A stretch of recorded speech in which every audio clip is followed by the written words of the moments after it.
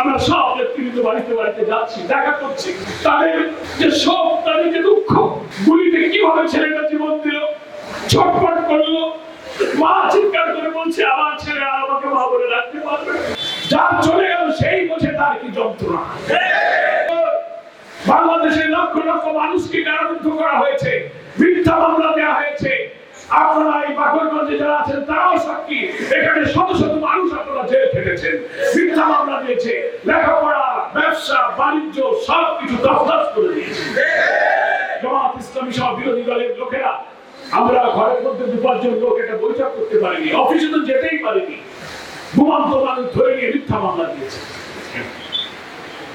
সেই কালো অধ্যায় অবসান হয়ে হাজার শাহাদাতের রক্তের মধ্য দিয়ে আমাদের সামনে এক নতুন সূর্য উদিত হয়েছে। জাতি বলছে 5ই আগস্ট হচ্ছে আমাদের দ্বিতীয় স্বাধীনতা দিবস, আর এটা হচ্ছে একটা নতুন বাংলাদেশ। এই বাংলাদেশের স্বস্তি, শান্তি, নিরাপত্তা, মানবতা, মানুষের অধিকার সমর্থিত হবে, নতুন করে আমরা এই বাংলাদেশকে বিনির্মাণ করব। তাই আমি মনে করি আজকে যারা এখানে আমাদের শহীদদের পিতামাতা, অভিভাবক, স্ত্রী, ভাই, চাচা উপস্থিত হয়েছেন, আপনারা আপনাদের স্বামীকে হারিয়েছেন, সন্তানকে হারিয়েছেন, আপনাদের যে শূন্যতা তৈরি হয়েছে আমরা এই শূন্যতা পূরণ করতে পারবো না। কিন্তু আমি আপনাদের কাছে আবেদন জানাবো,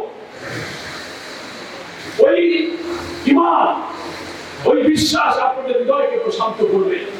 এটা আপনি মনকে বুঝতে দেবেন, কারণ যার স্বামী হারিয়ে যায়, যার সন্তান হারিয়ে যায়, যার ভাই হারিয়ে যায়, কারোর কথায় তার মনে প্রশান্তি আসে না।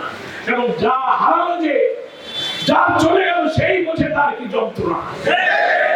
নীরবে সারা জীবনের তার স্মৃতি এখন চোখে ভাসছে, স্বামীর স্মৃতি স্ত্রীর চোখে ভাসছে, পিতার সামনে সন্তানের স্মৃতি ভেসে উঠছে, নীরবে কাঁদছে। আমার আপনার কথা তো তাদের চোখের পানি বুঝতে পারবে না।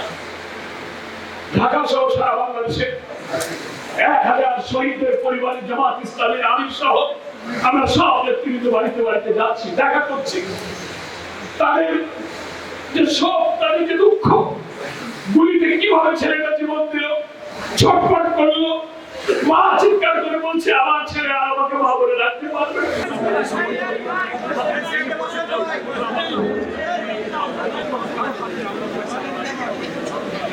আমাকে ধৈর্যের সাথে কথা বলার অনুরোধ রইল।